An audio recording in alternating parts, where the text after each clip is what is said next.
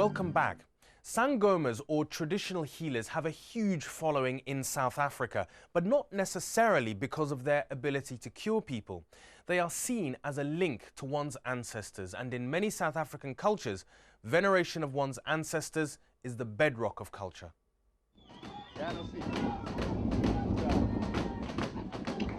Sangoma Mhlongo has been told he has a visitor. A Sangoma from a nearby village. This is a very special occasion.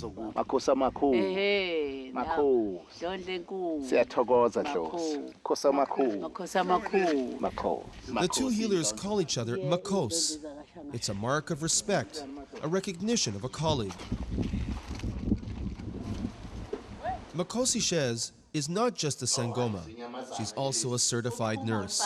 Sangoma Mhlongo shows her his pharmacy and muti, his preferred medicines. This honey-based potion, he says, is to make people pay attention to you. But Mhlongo's real specialty is motor engine oil. The more powerful engine, the better the oil and treatment. Okay. Oh yeah. Engine, okay. Airplane oil is considered the best. Just as the oil helps the motor, the Sangoma contends it also improves the human engine, especially fighting sores and boils. South Africa's medical establishment warns these traditional mutis have unfortunately led to numerous deaths. At a hospital in Sangoma, we had a lot of young children dying due to the fact that the umbilical cord was being treated by a mixture of scrapings from the pot and toxic herbal plants. The children unfortunately died of renal and hepatic failure. We eventually went out and met this traditional healer and made a pact with him and said that if he could use an alternative way of treating a septic cord or belly button, then we would reward him in a certain way. And that worked really well. From then on, the death rate due to this complication diminished quite dramatically. Some mutis are dangerous, but not all of them are pure quackery. International pharmaceutical companies believe some may have potential. Certain plant species have proven to be effective against diarrhea. Michael Mhlongo invites Makosi Shez to his therapy house to partake in a ceremonial welcome beer.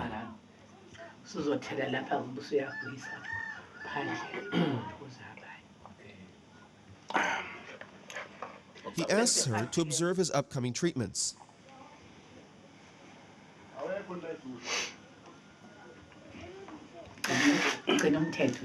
The next patient is a deaf woman.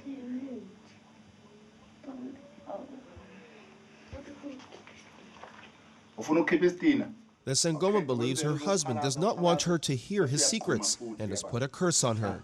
He gives her ointments to dispel the curse. Sangoma Shez says Mhlongo, like any good Sangoma, can feel the disease. I might feel funny pain, maybe in my back or my chest or my tummy. Then I know I'm going to receive somebody who will be having the same problem. That is very common with us Sangomas, that you get sick from someone who is coming with the same sickness. I asked my forefathers to help me because I believe they're always next to me and I can feel them when they're too close to me too. Then I speak to them very heavily to guide me properly. I lose my appetite quite a lot when I've got two spirits fighting. Sangoma Mhlongo calls himself a Christian priest. He's not, but he uses the title to assure people he will not use black magic.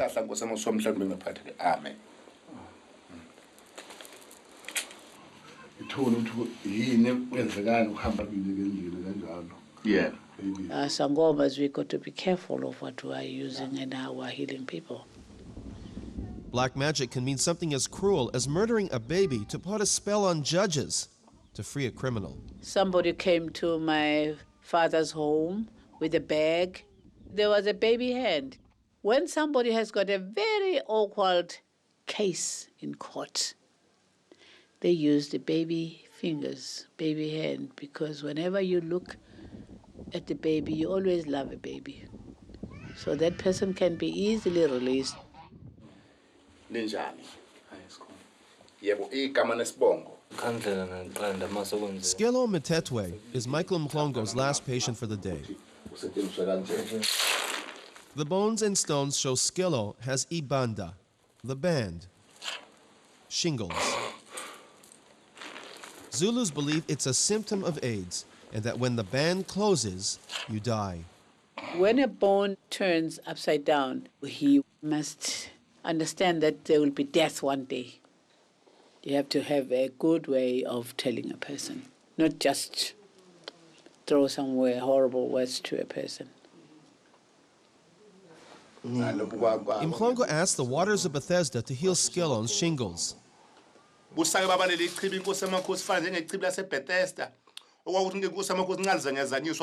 He sprinkles an ointment to ease the pain of the shingles, and he gives a muti. Skelo must drink a potion at dawn and spit it in the direction of the sun. Mklongo urges Skelo to see a Western doctor, but the Sangoma fears he won't do it. There are things that happen to us that are not familiar to white people. But when you go to white people, all they do is give medicine and send you away.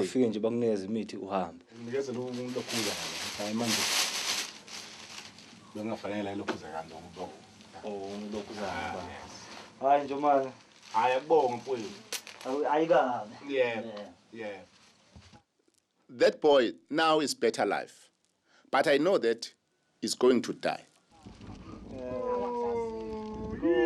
He's going to feel healthy. He never go again to doctor or take medicine. The disease will come and die. At the main hospital in Ishawi, Dr. McDonald is frustrated with the fact that Skelo and many thousands like him do not come to the hospital first.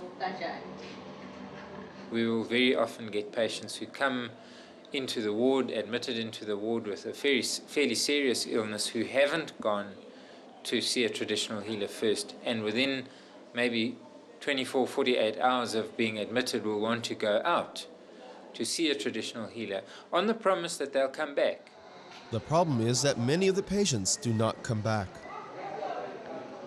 That poses a problem for us because that interrupts the treatment. So my approach to that is get the traditional healer to come and see you here. They can come and do whatever rituals they need to do at the bedside. Office hours are over. Makosi Shez and the patients have left. Sangoma Mklongo takes advantage of the few remaining hours of sunlight to search for plants and roots. We call it inembe. It is a help the mother for giving birth.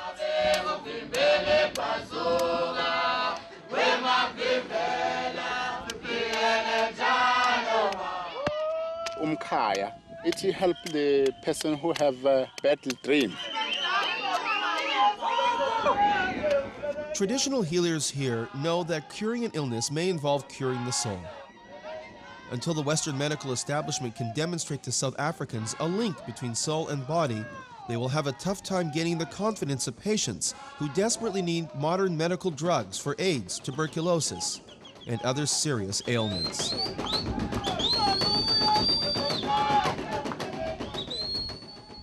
That's it for now, but do join me next time for another edition of Witness.